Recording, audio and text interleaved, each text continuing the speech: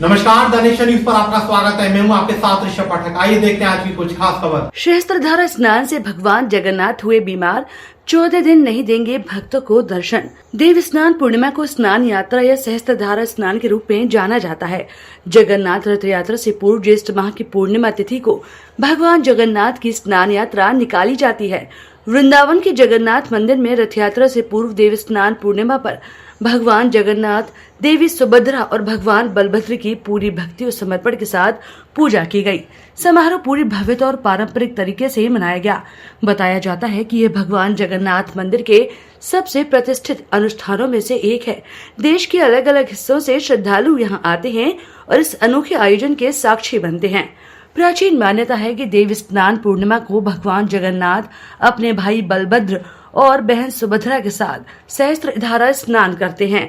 ज्यादा नहाने के कारण भगवान बीमार हो जाते हैं, इसलिए उनका उपचार किया जाता है। इस दौरान उन्हें कई औषधियां दी जाती हैं। इसके बाद पूरे 14 दिनों तक भक्तों को भगवान के दर्शन सुलभ नहीं होते। इस दौरान जगन्नाथ मंदिर के कपाट भी पूरी तरह बंद रखे जाते हैं।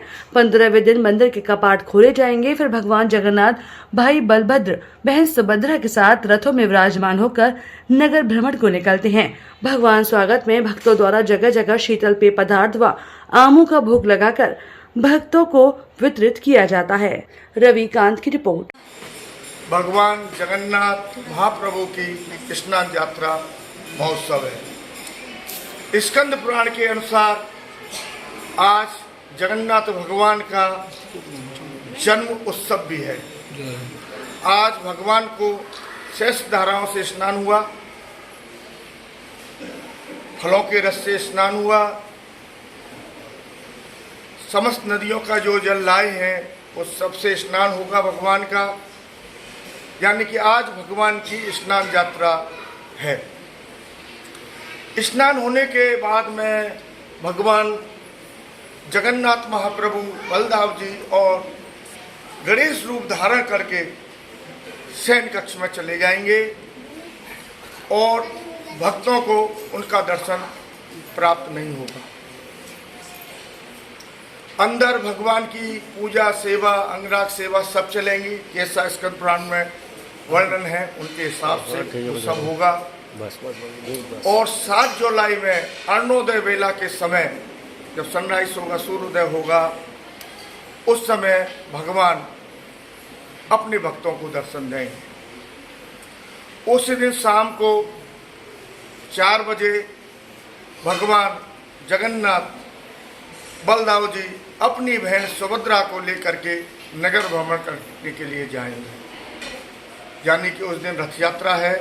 नगर भ्रमण होते हुए रथ यात्रा वापस नहीं आएगी।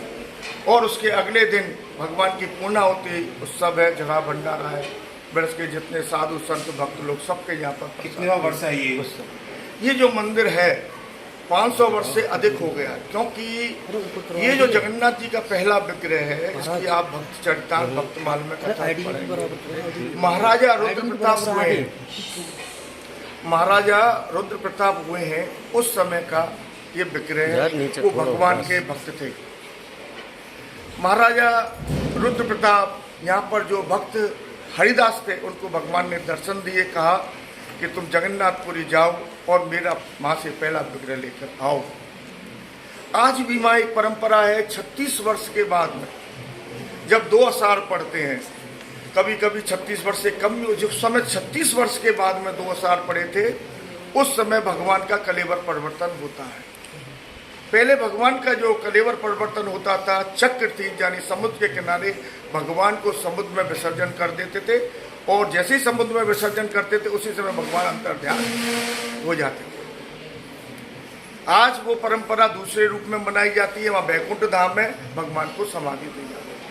उसी समय वो महात्मा जी जगन्नाथपुरी गए, पुजारियों से मिला, बोले हमारे बस की नहीं है, राजा के अंदर में राजा से बात करो। राजा ने मना कर दिया कि हम विग्रह नहीं देंगे, जो हमारी परंपरा हम समुद्र में विसर्जन करेंगे। महात्मा जी चक्र तीर्थ जहाँ पर भगवान को समुद्र में विसर्जन करना था, वहाँ पर जा करके उसी रूप का ध्यान करने लगे जिसका उन्होंने श्रीधाम वृंदावन में दर्शन हुआ।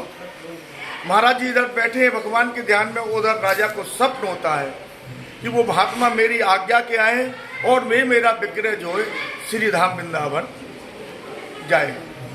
राजा स्वयं और एक महात्मा जी को ढूंढते हैं, माफी मांगते हैं, क्षमा मांगते हैं और एक रथ पे चारों विग्रहों को बैठा के सीधा वृंदावन के लिए भेजते हैं। दूसरे एक संत बताते हैं कि जी जो वृंदावन में विग्रह इसलिए आया कि चैतन्य महाप्रभु जो पुरी में रहते थे, लेकिन उनका रथ यात्रा उत्सव हो, कोई उनका भाव हमेशा वृंदावन में रहता था। कहते हैं ये जो विग्रह है इसी में चैतन्य महाप्रभु समाये, इसलिए ये विग्रह यहाँ आया। तो ये काफ़ी प्राचीन विग्रह है और हमने तो यहाँ काफ़ी समय भगवान जगन्नाथ के खूब चमत्कार देखे हैं। यहाँ की जितनी भी व्यवस्था है वो स्वयं जगन्नाथ भगवान किसी ना किसी के रूप में निमित्त में कोई ना कोई आता है और वो सेवा से 15 दिन तक किस तरह का उपचार होता है? देखिए जी, आप 15 दिन हमारे यहाँ तिथियाँ घटती बढ़ती रहे, मैंने अभी नहीं है। हमारे जो द्वितीया को शुक्ल पक्ष द्वितीया ध्वज के दिन भगवान को बुलाएंगे। कभी 16 दिन भी होते हैं, कभी 17 दिन भी होते हैं, ये तिथियों के साथ। उन दिनों में जैसे उन दिनों में भगवान को रोज प्रतिदिन चावल का प्रसाद दाल भात लगाते हैं। इन दिनों में भगवान को सूखा प्रसाद लगेगा, चावल का प्रसाद नहीं होगा।